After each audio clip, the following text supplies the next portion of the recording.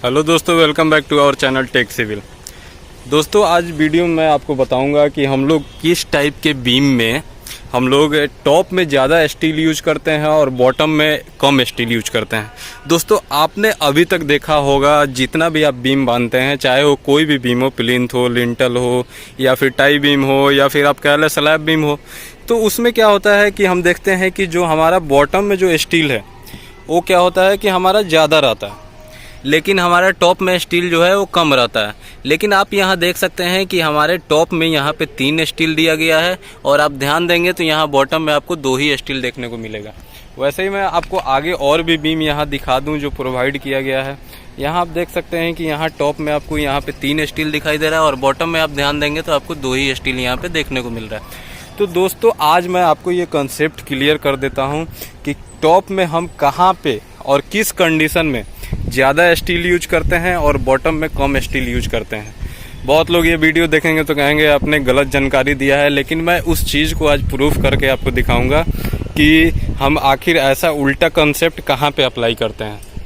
तो दोस्तों, टॉप में ज़्यादा स्टील देने का हमारा 2 रीज़न होता है। आपको मैं बता दूँ,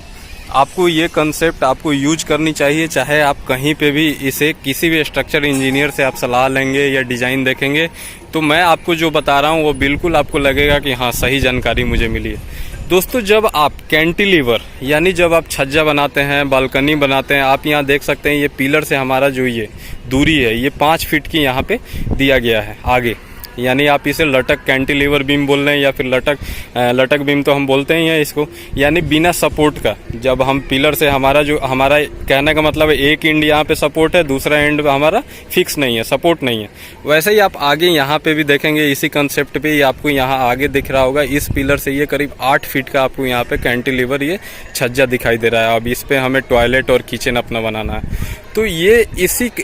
एक तो ये कंडीशन हो गया। दोस्तों, दूसरा जो हमारा है, दूसरा ये है कि हम लिफ्ट का जो एरिया देते हैं, लिफ्ट का एरिया में भी आपको हमेशा बीम में टॉप में ज़्यादा स्टील यूज करना होता है और बॉटम में कम। जैसे आप यहाँ देख सकते हैं कि ये हमारा ये लिफ्ट का एरिया है, यहाँ देख सकते हैं 1 2 3 4 चारों साइड यहाँ पे पिलर से यहाँ लिफ्ट के एरिया को कवर किया गया है। और यहाँ आप देख सकते हैं यहाँ बीम में आपको दिख रहा होगा 3 सरिया टॉप में 20 mm का दिया गया है और बॉटम में इसके 2 ही सरिया दिया गया है 16 का। यहाँ भी आप देख सकते हैं 2 सरिया, यहाँ ऊपर में आपको 3 20 का दिखाई दे रहा होगा। यहाँ आप देख सकते हैं यहाँ 3 प्रोवाइड किया गया है, लेकिन जो सरिया का नीचे आप 16 देख रहे हैं, ऊपर 20 देख रहे हैं। तो आपको हर जगह यहाँ पे दिख रहा होगा कि लिफ्ट के केस में और कैंटिलीवर बीम के केस में आपको टॉप में ज़्यादा सरिया देना होता है। दोस्तों, अब ऐसा क्यों होता है? दोस्तों,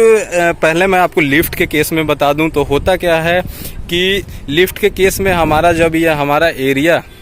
जब लिफ्ट बनेगा, चाहे आप आरसीसी का वॉल का बनाएं या फिर आप ब्रिक वर्क करते हैं, जैसे आप देख रहे हैं नीचे यहाँ ब्रिक वर्क करके दीवार उठाया जा रहा है, तो उससे क्या होता है कि लिफ्ट हमारा मशीनरी चीज़ है, हमेशा ऊपर नीचे होगा, यानी वाइब्रेशन उसमें क्रिएट होगा और वाइब्रेशन क्रिएट होगा और हमारा जो इंटरनल प्रेशर पड़ेगा, इंटरनल प्रेशर पड़ता है तो हमारा क्या होता है कि हमेशा इस बीम पे प्रेशर एग्जर्ट होगा, हमेशा इस बीम पे प्रेशर एग्जर्ट होगा, चारों साइड दीवार पे लगेगा, जो कि फोर्स को मतलब प्रेशर को वो बाहर फेंकना चाहेगा।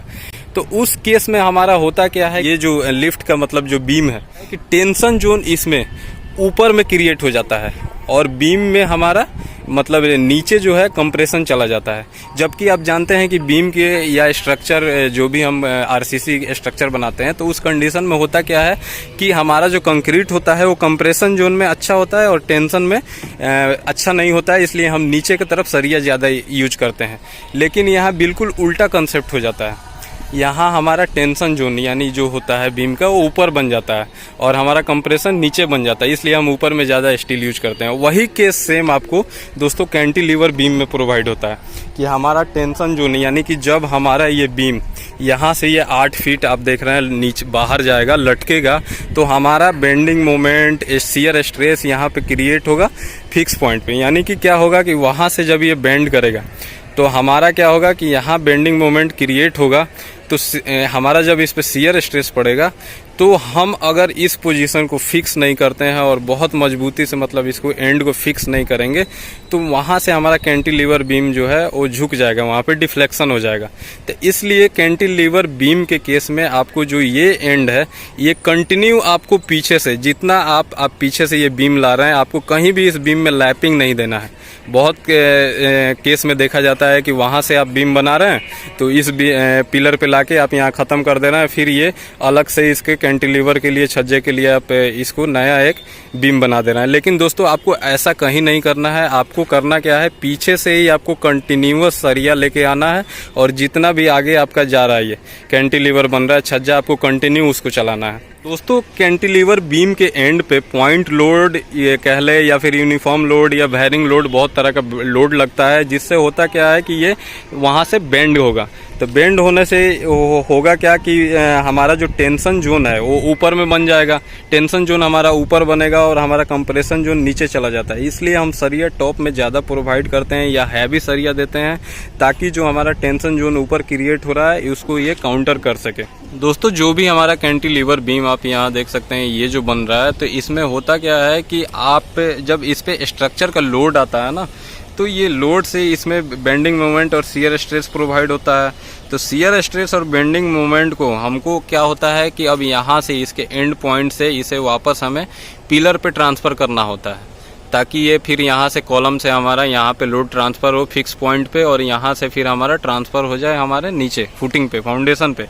तो उसी चीज़ को यहाँ पे ट्रांसफ़र करने के लिए यानी कि हमारा जब शियर स्ट्रेस बेंडिंग मोमेंट इसके एंड पे प्रोवाइड होगा तो हमें इसको वापस यहाँ पे ट्रांसफ़र करने के लिए हमें ऊपर में टॉप में इसका टेंशन जोन बनता है तो टॉप में ज़्यादा सरिया प्रोवाइड करना होता है, या फिर आपको कंटिन्यूअस पीछे से सरिया लेके टॉप में ज़्यादा आना पड़ता है और नीचे और ऊपर का सरिया आपको कंटिन्यू चलाना पड़ता है। अगर आप टॉप में ज़्यादा सरिया नहीं दे रहे हैं, दो आप ऊपर दो नीचे देना चाहते हैं तो ऊपर का सरिया का आप जो डाया है वो आपको ज़रूर बढ़ा देनी चाहिए।